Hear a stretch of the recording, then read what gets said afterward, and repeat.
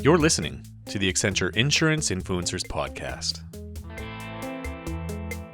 I think there needs to be this culture of upheaval if you want to have change. At the same time, change is really, really difficult, and it's especially difficult for large organizations with legacy technology and legacy infrastructure and legacy thinking. Welcome back to the podcast. I'm your host, Ugrani Yu, and today I'm speaking with Ruth Foxe Blader. She's a managing director at Anthemis on the investment team. Thanks for making the time to speak with me today, Ruth. It's my pleasure. Tell me a bit about your role at Anthemis and what you're focusing on there. Anthemis is the world's leading fintech investor committed to cultivating change in financial services.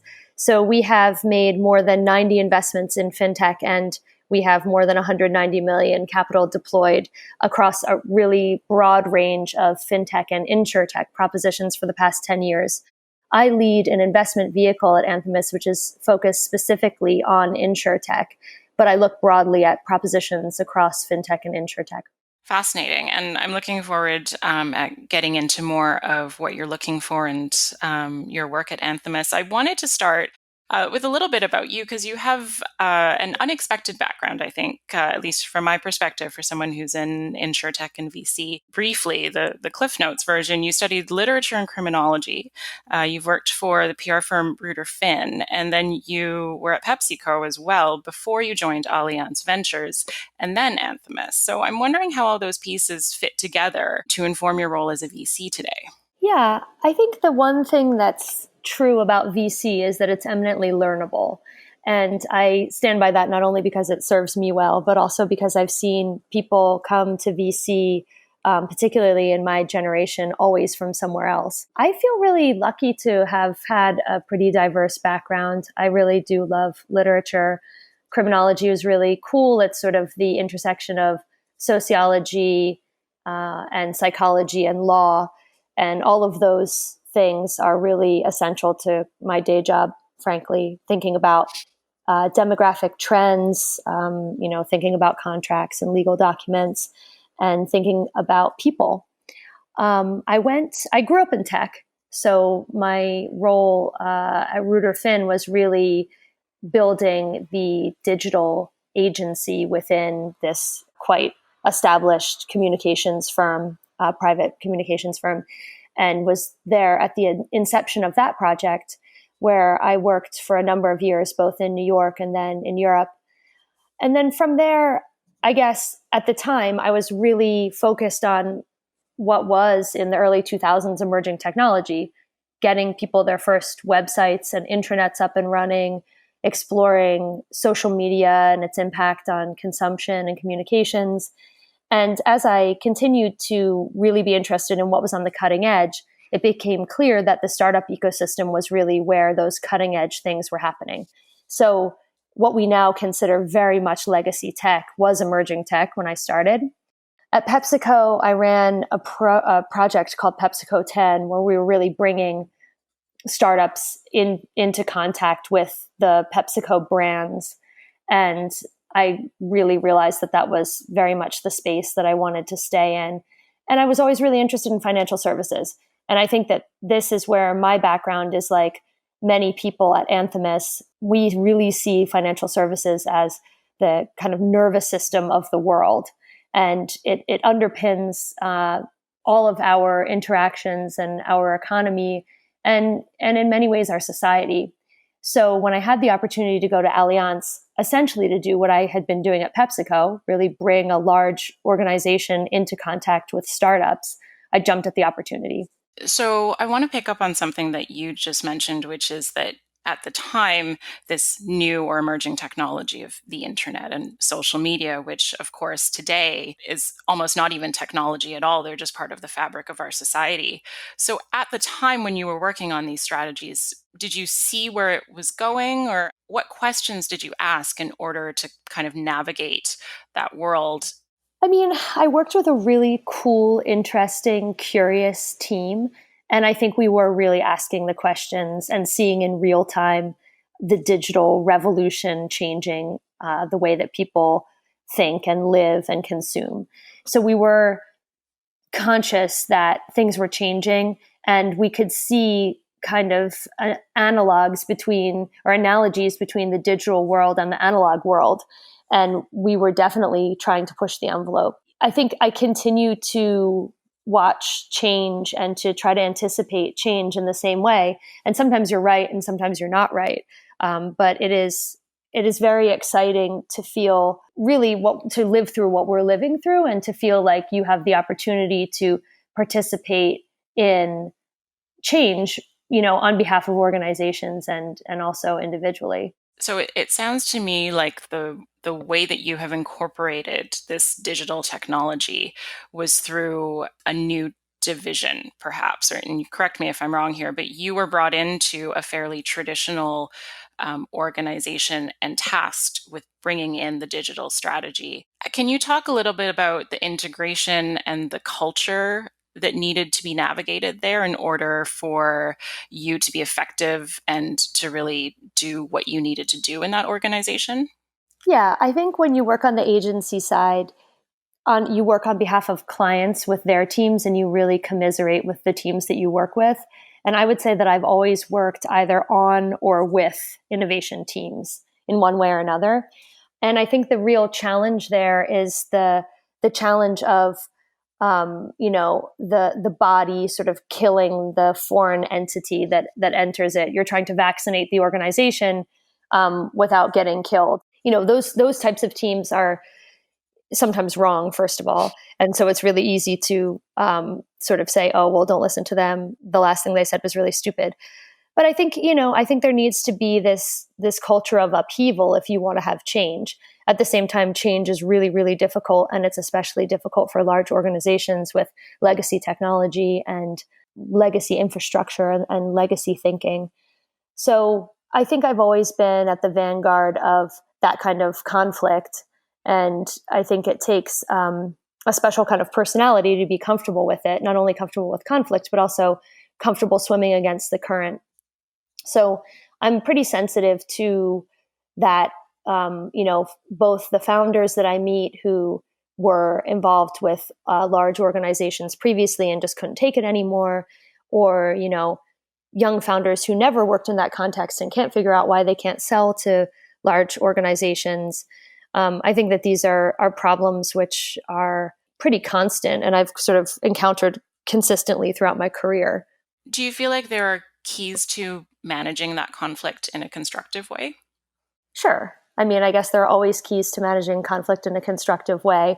I think one of the things which I would stress with the companies that I work with is, making sure that the people that they're dealing with have the power to actually effectuate change or execute on the bigger vision of the projects that they're working on. So often we see innovation teams relegated to sort of playgrounds or, non-decision making roles. And that can be a real waste of time for small companies that frankly don't know better than to, pour a lot of energy and resources into those relationships. But I think, there are a number of success factors, and they're largely interpersonal, and they're largely about perseverance and sort of, being respectful and having a good sense of humor. But I don't think that there's a silver bullet.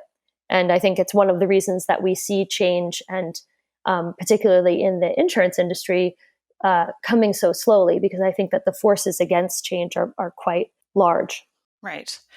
I want to circle back and close up the conversation with your diverse background. And it seems to me like you've made a number of fairly smart and strategic career pivots several times.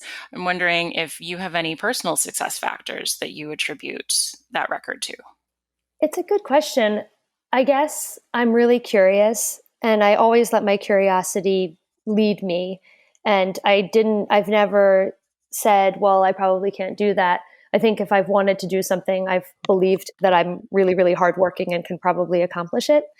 My dad told me one time, if you're not learning something in your job, then you should quit. And I think that that's something that I think it was just really great advice. It's something that I've, repeated a number of times to friends who have been asking themselves if they should leave their current place of work, or people that I encounter in the community. And I think it's something that I've always really held dear to me, is that you should just be continuously learning. And once you stop learning, then it's time to move on. Good words to live by. We'll switch tacks a little bit, and I'd like to talk a little bit more about Anthemis and your work there. I noticed that Anthemis describes itself as reinventing financial services for the digital world. I'm curious if you can break that down for me. You've mentioned the financial services as nervous system. I'm curious how the digital world specifically plugs into that. Yeah, so I think that the way we see things at Anthemis is that we really are living through a technology revolution. And what happens in technology revolutions is that everything changes. And so there's a lot of, as I said before, legacy systems, legacy thinking, legacy capital, which prevent change in the first instance. But the efficiency and potential inclusivity of technology forces change. And so we look to be at the vanguard of those changes. Our CIO, Sean Park, always says, we're skating to where the puck will be. The way we do that is by investing. We really look to invest in diversity, and it's been very much at the core of the Anthemis ethos from the very beginning, looking for diverse founders who have something new to say. We are looking to cultivate better, smarter VC practices, which will impact financial services practices. We hope to unearth the next generation of financial services innovators. And yeah, I think that we have sort of a thematic focus on a couple of key growth areas. We think about finance as being intrinsically embedded in the way people live and do business. And we see technology as a key to allowing finance to be more deeply embedded and more naturally embedded. So we have a big focus around there, around that type of thing. Essentially, we are looking for what's really different and what's really going to shape the future. And it's a very refreshing place to work. It's the best place I've ever worked. And we continuously have debates about, the different permutations of what the future could look like, because it's not written yet, and are seeking to find elements of that future and invest in them. In a digital world, then, if we're looking at FS teams or FS companies and a future that we don't know what it looks like, what does Anthemis think needs to be in the anatomy of a next generation financial services company? So I guess technologically, all of the efficiencies that we're able to build out of digital tools, fundamentally from a diversity and inclusion perspective, teams that are really bringing new ideas, different ways of thinking, sort of cognitive diversity, as well as more obvious kinds of diversity to the party. Really, a high level of efficiency and sort of new ways of thinking about unit economics, whether it's more innovative access to capital or more innovative ways of trading or funding new ideas, looking at the way that data impacts decision making, and that can be all kinds of data. It could be everything from sort of sensor data to more traditional financial services data. We have a pretty broad thesis also around changes to infrastructure. Those things might not be things that we invest in from some of the funds that we're running now, but we think that the world is really going to look a lot different very soon. When we hear about VC startups and funding, we often hear about the success stories. So the IPOs, the funding, people who raise a ton of money. We don't always hear about the things that don't work. And I'm wondering if you can comment on why some companies do so well and others don't. Sure. I'm happy to talk about success factors, and I have been involved with with companies that have done really, really well, and I've been involved with companies that have been really challenged. I think that there are on the sort of challenged side, there have been a number of companies in the insurtech ecosystem which have wound up recently, and we've sort of seen that happen in the public space. So maybe we'll talk with the challenges first. I think that particularly in financial services, there are a couple things you need to get right. Obviously, one is regulatory and compliance stuff. It's a highly regulated industry. It's very different from building other kinds of consumer tech, and so that's something that falling afoul of the regulator, probably not a good thing to do. The other thing that I think is really tricky in financial services is the unit economics. So the kind of considerations around cost of capital, considerations around how large the market needs to be and how much money it's going to cost to capture that market, and the threats from incumbent players really come from their staying power in terms of the capital reserves that they have to hand. So it's difficult to be scrappy and bootstrap when you need hundreds of millions of dollars to get to scale.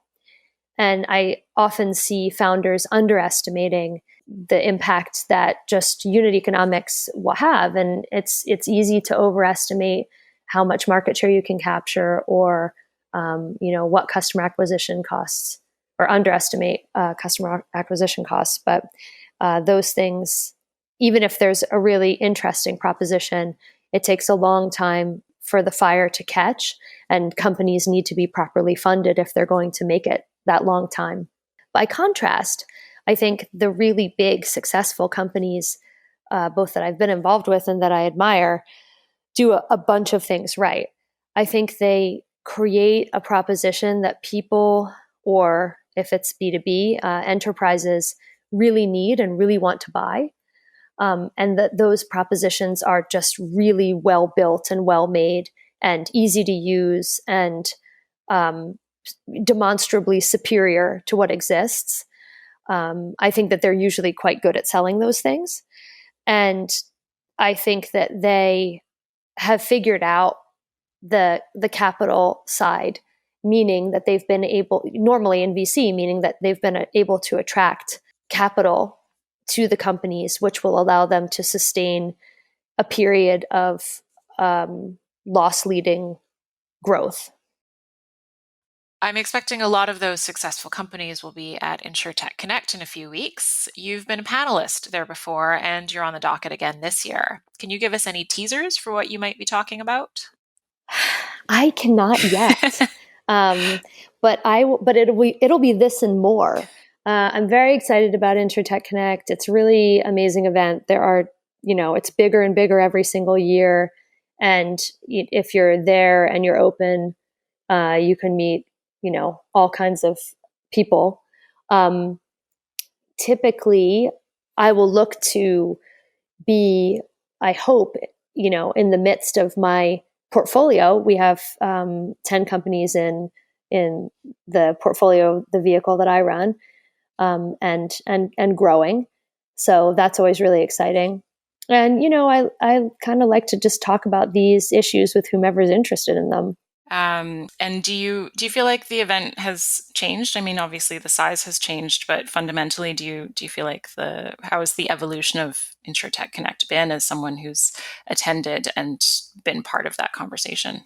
Yeah, it has changed. I think as InsurTech has become more institutionalized, it's just become bigger. And I think, of course, for like the old people from the streets like me, you're always hearkening back to a day when it's more intimate. But I think it's really a rare opportunity to be around so many people who are interested in the same stuff. I think it will change again because I think that the organizers are really talented at creating consistency with past events, but also making each year feel new. So I will definitely be there, and my team will be there too. Fantastic. That was the first part of my conversation with Ruth Foxe Blader, a managing director on the investment team at Anthemis. Ruth, thanks so much for speaking with me. Thank you so much. We'll circle back to my interview with Ruth Foxe Blader in a few weeks. Join me in 2 weeks as I pick up my conversation with Caribou Honig. He's the co-founder and chairman of the InsurTech Connect conference, which takes place September 23rd to 25th in Las Vegas. Caribou will be talking about trends in insurtech, the human and social implications of insurtech, and why insurers should aspire to be dentists and not toothbrushes. This has been the Accenture Insurance Influencers Podcast. I'm your host, Ugrani Yu. Subscribe on your favorite podcast platform to get new episodes as they're released. Thanks for listening.